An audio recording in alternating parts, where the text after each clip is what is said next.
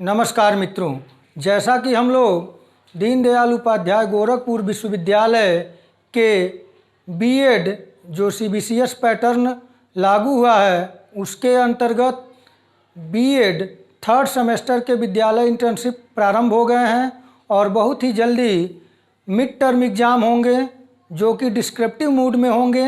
6 प्रश्न आएंगे और आपको उनमें से किन्हीं 3 प्रश्नों के उत्तर 200 से 250 शब्दों में देने होंगे जो कि 5-5 नंबर के होंगे। टोटल जो पूर्णांक होगा वो 15 अंक का होगा।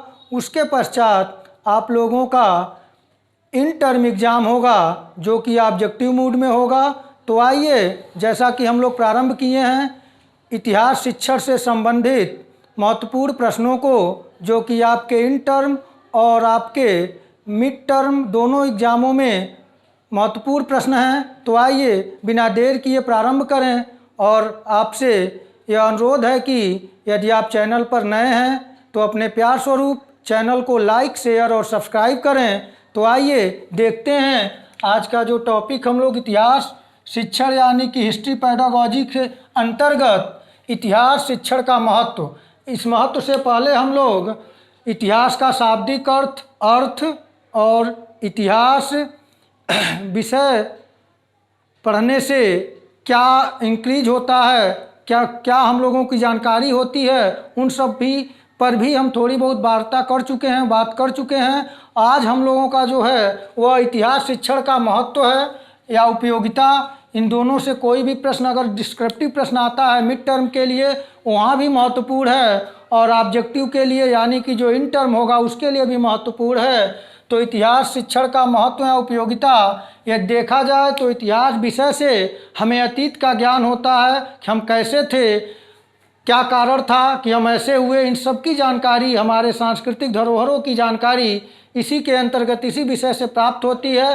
तो पहला जो पॉइंट है, धरोहरों का ज्ञान इतिहास विषय से होता है। इतिहास का महत्व इसी दृष्टिकोण से है कि इतिहास से हम अपने प्राचीन धरोहरों की जानकारी प्राप्त करते हैं और हमारे सांस्कृतिक उद्भव का स्रोत क्या क्या है, कैसे है, ये सब की जानकारी हमें इतिहास विषय के अंतर्गत प्राप्त होती है। तो यह दूसरा महत्व है। और जो सबसे महत्वपूर्ण तीसरा है ज्ञानवर्धन। हम किसी भी वस्तु का अस्तित्व इस समय कैसा है, क्यों है, इस सब का अगर हमें जानकारी प्राप्त करनी है तो कहीं न कहीं वह जानकारी हमें इतिहास शिक्षण इतिहास विषय के अंतर्गत मिलती है। इसलिए हमें ज्ञानवर्धन हमारा होता है। तो इतिहास का महत्वपूर्ण ज्ञानवर्धन के दृष्टिकोण से भी है। और एकता की भावना का विकास, जब हम अपने पूर्वजों के बारे में, अपने धरोहरों के बारे में जानकारी प्राप्त करते हैं तो हमें एकता की अनुभूति होती है, आत्मीयता होती है। तो हमें एकता की भावना का विकास होता है यानी कि राष्ट्रीय एकता की भावना प्रबल होती है। और 5वां है मानसिक शक्तियों का विकास। जब हम किसी भी चीज़ को पढ़ते हैं, याद करते हैं और फिर रिकॉल करते हैं, प्रत्यास्मरण करते हैं, यह इतिहास विषय बहुत बखूबी तरीके से हम लोगों को मानसिक गतिविधियों पर कार्य करने को प्रेरित करता है। तो मानसिक शक्तियों का विकास के दृष्टिकोण से भी इतिहास का महत्व है। और विकास क्रम का ज्ञान, जैसा कि आपको पहले भी बता चुके हैं कि किस प्रकार इतिहास संपूर्ण मानव के अतीत का लेखा जोखा है, तो हमें विकास का क्रम क्या रहा इसकी जानकारी भी हमें इतिहास विषय से के अंतर्गत ही प्राप्त होती है।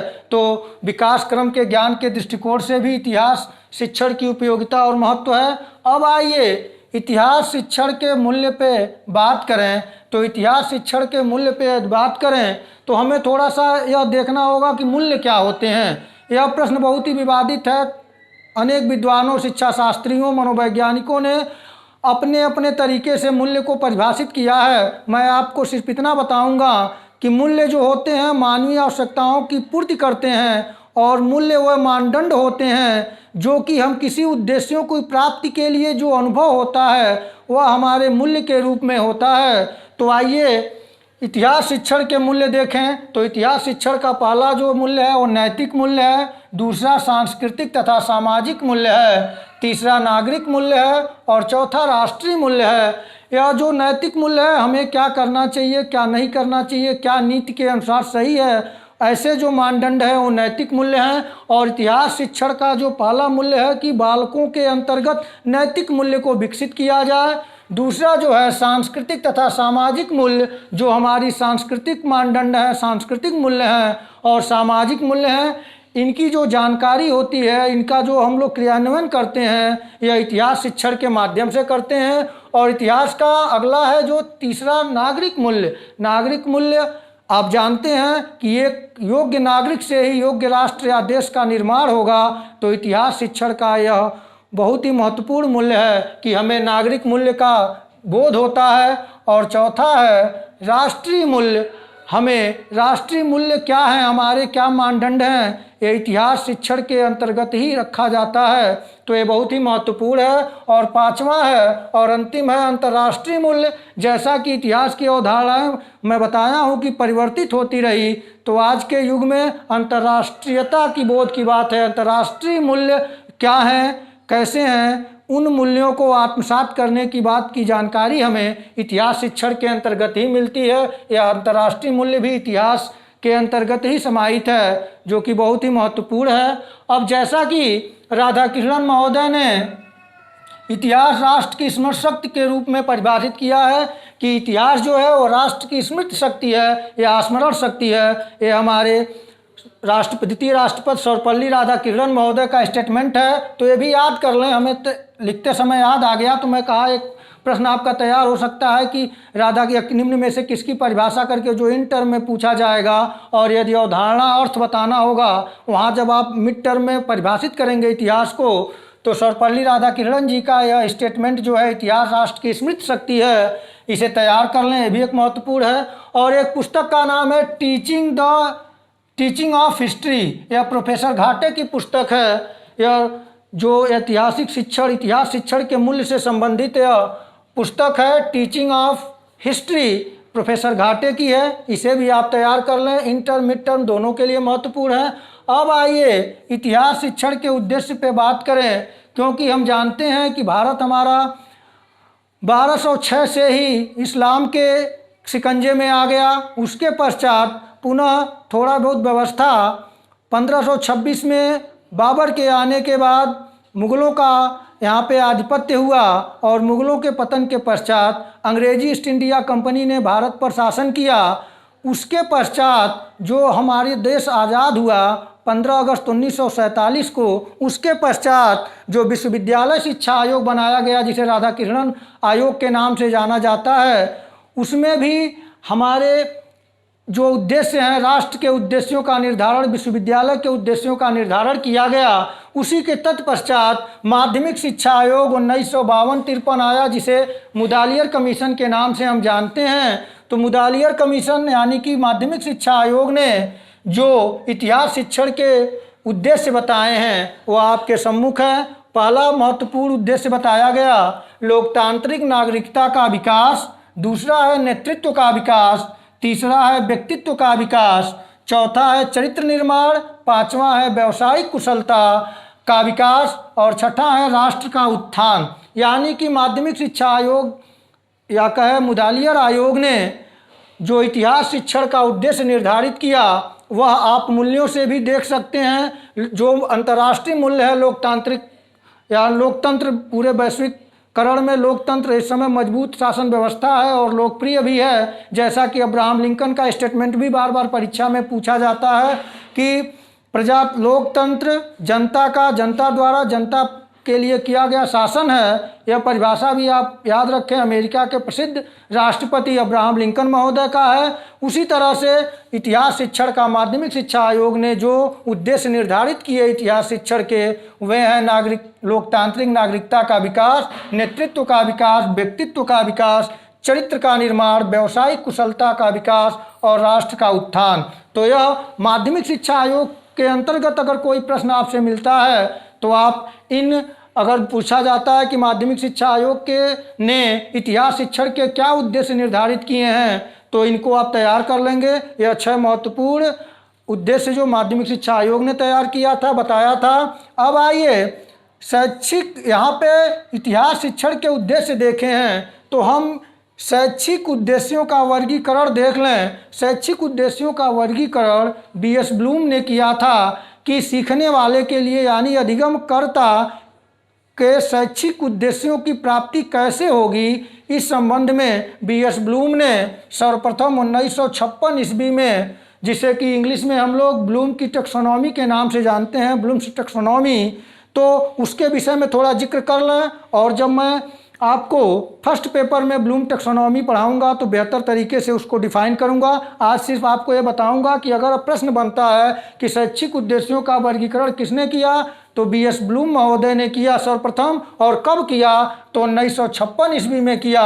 उसके पश्चात इन्होंने सीखने के यानी कि अधिगमकर्ता के शैक्षिक उद्देश्यों की पूर्ति के लिए 3 प्रकार या 3 पक्ष बताए हैं। पहला है ज्ञानात्मक उद्देश्य, दूसरा है भावात्मक उद्देश्य और तीसरा है क्रियात्मक उद्देश्य या मनोशारीरिक उद्देश्य। यह 3 प्रकार में विभाजित किया। अब यहाँ पे यह देखने वाली बात है कि जो बीएस ब्लूम महोदय हैं, यह शैक्षिक उद्देश्यों के वर्गीकरण का प्रथम प्रयास किया था, इसलिए इन्हीं के नाम से यह तीनों बताया जाता है कि बीएस ब्लूम ने शैक्षिक उद्देश्यों का वर्गीकरण किया है। और ऐसा नहीं है, बीएस ब्लूम के कई सहयोगी रहे, जैसे उसमें एचिसन थे, उसके बाद अनीता एक लेडी थी, और उसके बाद से डेविड महोदय थे। ये लोगों ने इनका बहुत ही सहयोग किया था। तो उसके बारे में मैं फर्स्ट पेपर में बेहतर तरीके से आपको, क्योंकि फर्स्ट पेपर में जो पूछेगा ब्लूम की टैक्सोनॉमी एक चैप्टर ही है, वहाँ पे देखा जाएगा। यहाँ पे आप इतना समझें कि शैक्षिक उद्देश्यों का वर्गीकरण सर्वप्रथम किसने किया, बीएस ब्लूम ने किया। कब किया, 1956 ईस्वी में किया। बीएस ब्लूम ने कितने पक्षों में बताया, तो 3 पक्ष, ज्ञानात्मक उद्देश्य, भावात्मक उद्देश्य और क्रियात्मक उद्देश्य या मनो शारीरिक उद्देश्य। कभी कभी इसको गत्यात्मक भी दे देता है, गत्यात्मक उद्देश्य। तो इसे आप समझें, इसको इस रूप में अगर भी समझें, 3H बोला जाता है। इस H का मतलब है हेड, इसका जो होता है होता है हार्ट, HEART हार्ट, और इसका जो बोला जाता है, इसका बोला जाता है आपका हैंड, HAND हैंड, यानी ट्रिपल H। यहाँ पे क्या है, ज्ञानात्मक उद्देश्य के विवरण को देख लें, फिर हेड, हार्ट और हैंड को समझेंगे। तो सबसे पहले ज्ञानात्मक उद्देश्य में बीएस ब्लूम महोदय ने पहले नंबर पे ज्ञान, फिर बोध, फिर प्रयोग, फिर विश्लेषण, संश्लेषण और मूल्यांकन 1956 ईस्वी में किया था, लेकिन इसे रिवाइज किया गया 2001 में। 2001 में इसे रिवाइज किया गया। और रिवाइज करने के बाद क्या अंतर है, मैं इसे थोड़ा आपको बताऊंगा, क्योंकि हो सकता है कि अपडेट होकर प्रश्न बने। तो यहाँ पे इन्होंने ज्ञान, बोध, प्रयोग, विश्लेषण, संश्लेषण और मूल्यांकन को बनाया। अगर इसे हम पिरामिड के रूप में रखेंगे, तो पिरामिड बनाएंगे तो यहाँ उल्टा हो जाएगा। सबसे पहले यहाँ जो सबसे लोअर है ये अपर है, तो लोअर में यहाँ सबसे पहले ज्ञान को रखेंगे, 6 बना लेंगे, 1 2 3 4 5 6 पार्ट में बना लेंगे। तो यहाँ पे ज्ञान हो जाएगा, यहाँ पे बोध हो जाएगा, यहाँ पे प्रयोग है, यहाँ पे विश्लेषण है। अब देख लीजिएगा स्पेस कम है, यहाँ पे संश्लेषण है, उसके बाद मूल्यांकन है, 1 2 3 4 5 6 मूल्यांकन। यानी कि यही है, ये उल्टे क्रम में हो जाएगा, क्योंकि पिरामिड बनाते हैं तो नीचे से बनाते हैं ऊपर की तरफ। तो ये ज्ञान जो है नीचे आ जाएगा, उसके बाद बोध, फिर प्रयोग, फिर विश्लेषण, संश्लेषण और मूल्यांकन। तो यह जो चीज़ें हैं यह ज्ञानात्मक उद्देश्य से हमारे मस्तिष्क से संबंधित है, इसलिए इसे हेड कहा गया। और जो भावात्मक उद्देश्य है यह हार्ट से संबंधित है, यानी भावात्मक है, इमोशन से संबंधित है, संवेग से संबंधित है। इसमें जो है पहला है आग्रहण, दूसरा है अनुक्रिया, तीसरा है अनुमूल्यन, मूल्य निर्धारण कहीं कहीं दिया जाता है, अनुमूल्यन बात एक ही है, और चौथा है प्रत्यक्षीकरण, पांचवा है व्यवस्थापन, और छठा है चरित्र निर्माण। और क्रियात्मक उद्देश्य मनोगत्यात्मक या मनोशारीरिक जो है ये हैंड से यानी करने से, क्रिया से संबंधित है।